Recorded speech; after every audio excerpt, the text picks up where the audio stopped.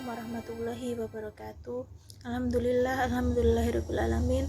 Wassalatu wassalamu ala asrofil anbiya'i wal mursalin wa ala alihi wa sahbihi ajma'in, amma ba'du. Pertama-tama marilah kita panjatkan puja dan puji syukur atas kehadirat Allah Subhanahu wa taala karena telah memberikan kita rahmat, kesehatan dan keselamatan sehingga kita dapat melakukan pembelajaran kembali secara online pada mata kuliah manajemen kesiswaan kali ini. Kali ini kami dari kelompok 4 akan menyampaikan materi mengenai orientasi peserta didik baru. Adapun hal-hal pembahasan yang akan kita bahas ialah alasan dan batasan orientasi peserta didik baru, tujuan dan fungsi orientasi peserta didik baru, prinsip orientasi peserta didik baru, kegiatan orientasi peserta didik baru, dan yang terakhir adalah pekan orientasi peserta didik baru. Berikut adalah penyampaian dari kami kelompok 4 mengenai materi orientasi peserta didik baru. Alasan dan batasan orientasi peserta didik baru. Ali Imron berpendapat bahwa yang dimaksud dengan orientasi peserta didik adalah perkenalan. Perkenalan ini meliputi perkenalan lingkungan fisik sekolah dan lingkungan sosial sekolah. Setelah peserta didik mendaftar ulang, mereka memasuki masa orientasi peserta didik di sekolah. Orientasi dilakukan pada mulai hari-hari pertama masuk sekolah. Alasan diadakannya orientasi peserta didik di sekolah adalah agar peserta didik siap menghadapi kondisi dan situasi sekolah yang baru. Kian tinggi jenjang lembaga pendidikan, kian berat tuntutan-tuntutan yang harus dipenuhi oleh peserta didik. Salah satu batasan yang sering dijumpai pada sekolah-sekolah atau pada lembaga-lembaga pendidikan ialah batasan usia. Ada kriteria usia tertentu untuk jenjang pendidikan tertentu. Dan kasus yang belakangan ini yang tengah populer ialah adanya sistem zonasi, di mana sistem ini menyeleksi calon siswa berdasarkan lokasi tempat tinggal dengan lokasi lembaga pendidikan yang ada. Dan yang dimaksud dengan kriteria adalah patokan-patokan yang menentukan bisa atau tidaknya seseorang untuk diterima sebagai peserta didik. Ada 3 macam kriteria penerimaan peserta didik, antara lain. Yang pertama, kriteria acuan patokan, yaitu suatu penerimaan suatu peserta didik yang didasarkan atas patokan-patokan yang telah ditentukan sebelumnya. Dalam hal ini, sekolah lebih dahulu membuat patokan bagi calon peserta didik dengan kemampuan minimal setingkat dengan sekolah yang menerima peserta didik. Yang kedua, kriteria acuan norma, yaitu penerimaan calon peserta didik yang didasarkan atas keseluruhan prestasi calon peserta didik yang mengikuti seleksi. Dalam hal ini, sekolah menetapkan kriteria penerimaan berdasarkan prestasi keseluruhan peserta didik. Yang ketiga, kriteria yang didasarkan atas daya tampung sekolah. Sekolah terlebih dahulu menentukan berapa jumlah daya tampungnya atau berapa jumlah peserta didik baru yang akan diterima. Setelah sekolah menentukan, kemudian meranking prestasi siswa mulai dari yang tertinggi sampai yang paling rendah. Penentuan peserta didik yang diterima dilakukan dengan cara mengurut dari atas ke bawah sampai daya tampung tersebut terpenuhi. Lalu jika ada di antara siswa yang rankingnya sama, sedangkan mereka sama-sama berada di ranking kritis penerimaan, sekolah dapat mengambil kebijaksanaan lain, misalnya melalui tes ulang. Atau dapat pula memilih di antara mereka dengan mengamati prestasi lainnya. Bisa juga menangguhkan penerimaan mereka dengan menempatkan dalam cadangan. Dengan catatan jika sewaktu-waktu ada calon peserta didik yang rankingnya berada di atasnya, lalu mengundurkan diri. Kemudian yang bersangkutan dipanggil untuk mengisi formasi tersebut. Alternatif mana yang dipilih tentulah harus disepakati bersama dengan tenaga kependidikan di sekolah sejak awal-awal perencanaan. Sebab dengan penetapan demikian terlebih dahulu telah terdapat kesepakatan bersama antara para personalia sekolah yang lainnya. Disinilah pentingnya rapat penerimaan peserta didik baru.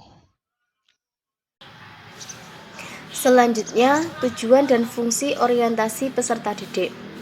Tujuan orientasi peserta didik terdiri dari beberapa tujuan. Yang pertama, agar peserta didik dapat mengerti dan mentaati peraturan yang berlaku di sekolah. Yang kedua, agar peserta didik aktif berpartisipasi terhadap kegiatan yang diselenggarakan di sekolah. Yang ketiga, agar peserta didik siap menghadapi lingkungan yang baru, baik secara fisik, mental, dan emosional, sehingga merasa nyaman dalam mengikuti pembelajaran. Yang keempat, agar peserta didik dapat beradaptasi dengan lingkungan sekolah. Yang kelima, agar peserta didik lebih mengenal dirinya sendiri di tengah-tengah lingkungan sekolah yang baru. Adapun fungsi orientasi peserta didik diantaranya yaitu yang pertama, fungsi orientasi bagi peserta didik itu sendiri adalah untuk menyatakan dirinya ke seluruh lingkungan sosialnya, yang mana peserta didik dapat menunjukkan inilah saya kepada teman-temannya. Untuk mengenal lingkungan barunya.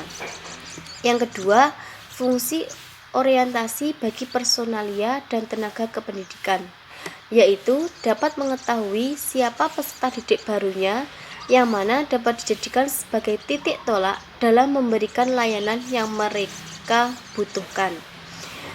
Yang ketiga, fungsi orientasi peserta didik senior adalah untuk mengetahui atau mengenal peserta didik penerusnya di sekolah tersebut. Selanjutnya, prinsip-prinsip orientasi peserta didik. Prinsip-prinsip penyelenggarakan orientasi sekolah terdiri dari beberapa prinsip. Yang pertama, pada hari pertama masuk sekolah diisi dengan kegiatan masa orientasi peserta didik yang bersifat edukatif dan bukan mengarahkan kepada tindakan destruktif atau kegiatan lain yang merugikan peserta didik, baik secara fisik maupun psikologis. Biasanya kegiatan orientasi berlangsung selama 3 hari. Yang kedua, kegiatan orientasi dilakukan pada saat jam belajar. Yang ketiga, orientasi sekolah didasari prinsip 5M plus 1T, yaitu meriah, murah, modal, menyenangkan, mengenang, dan terarah. Yang keempat, pelaksanaan orientasi sekolah, pendanaannya dibebankan pada anggaran sekolah.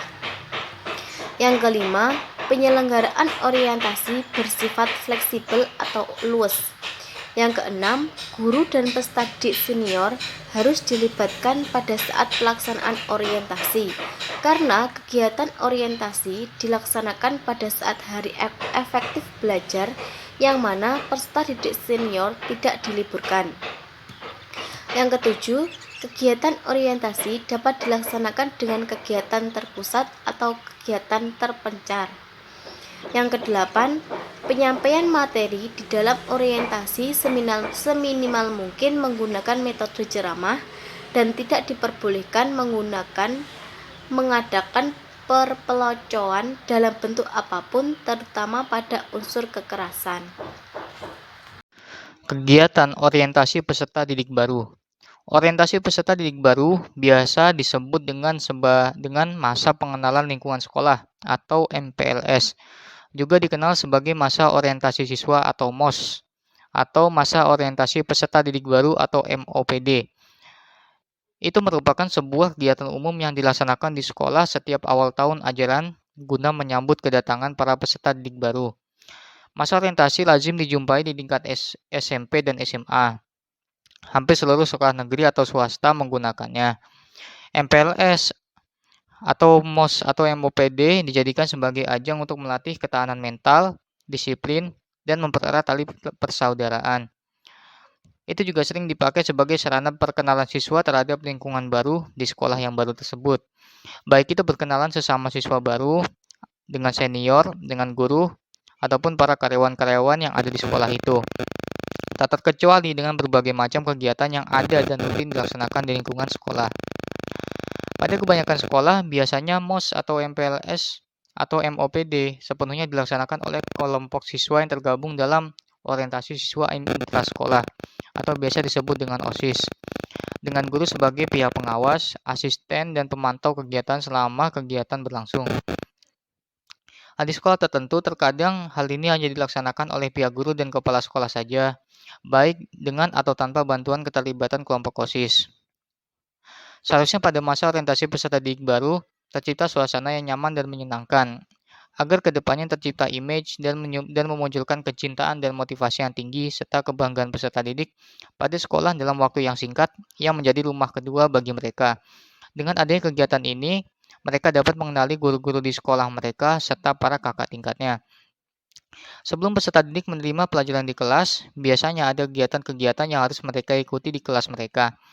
Antaranya yaitu perkenalan dengan para guru dan staf sekolah, perkenalan dengan siswa lama atau kakak tingkat, perkenalan dengan program sekolah, kurikulum atau KBM, selanjutnya penjelasan tentang program sekolah berupa kelas tambahan atau terkadang ekstrakurikuler yang berhubungan dengan bakat dan minat peserta didik, kemudian fasilitas yang dimiliki oleh sekolah, dan yang terakhir adalah penjelasan tentang struktur organisasi sekolah, mengenai pimpinan sekolah, para wakil-wakil, dan serta organisasi yang ada di sekolah tersebut. Masa ini juga dapat digunakan untuk penelusuran bakat minat yang dimiliki oleh setiap peserta didik. Hal ini dapat dilihat dari penampilan yang disajikan oleh para peserta didik baru.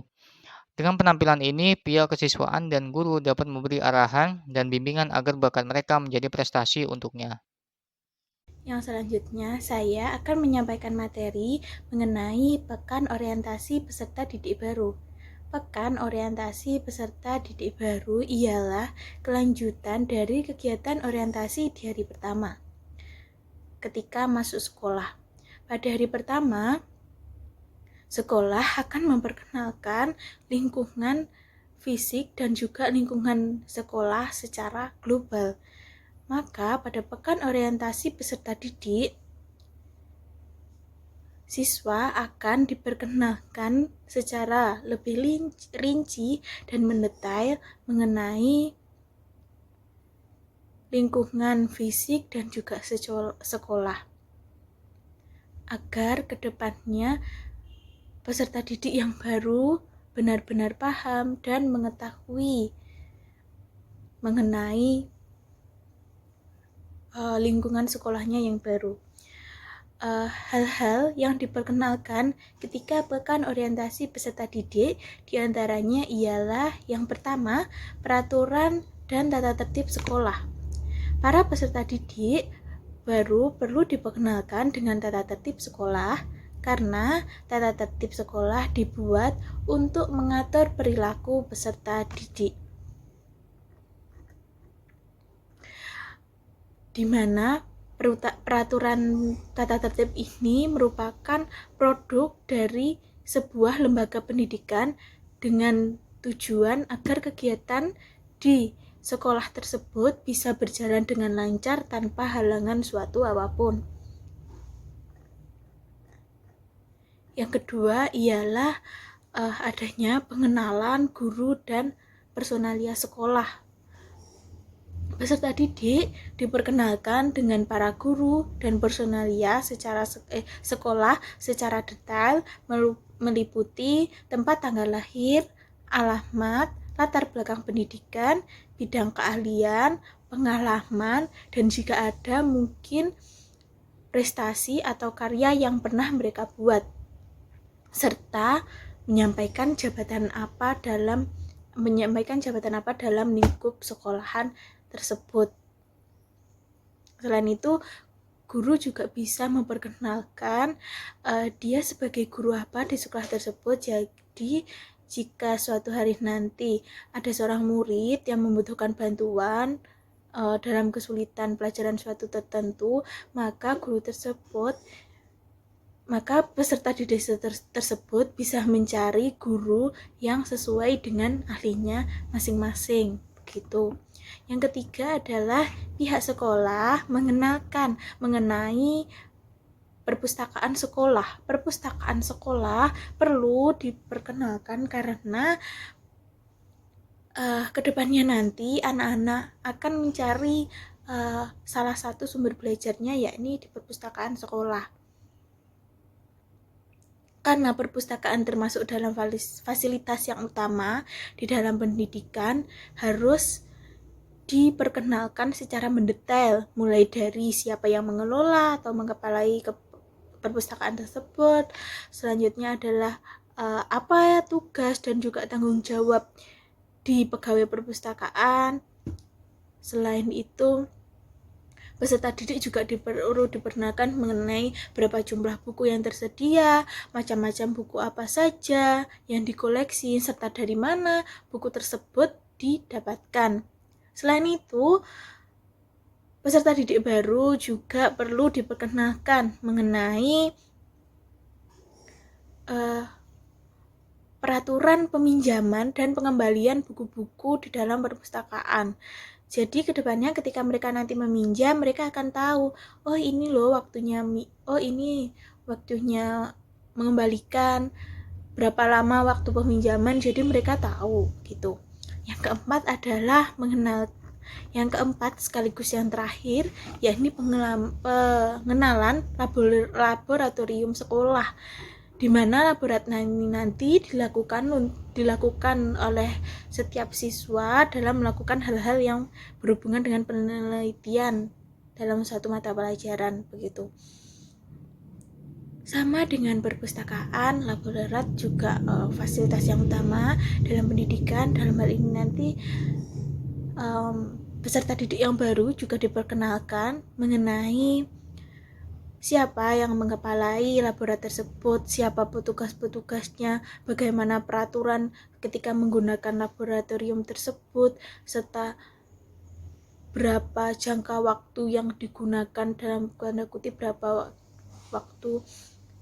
jam yang harus digunakan, serta bagaimana tata cara untuk peminjamannya begitu. Jadi ketika suatu hari nanti peserta didik baru ingin melakukan penelitian di sebuah laboratorium, mereka akan tahu bagaimana tata cara peminjamannya. Begitu, itu tadi keempat dari pekan kegiatan orientasi sekolah oleh peserta didik baru.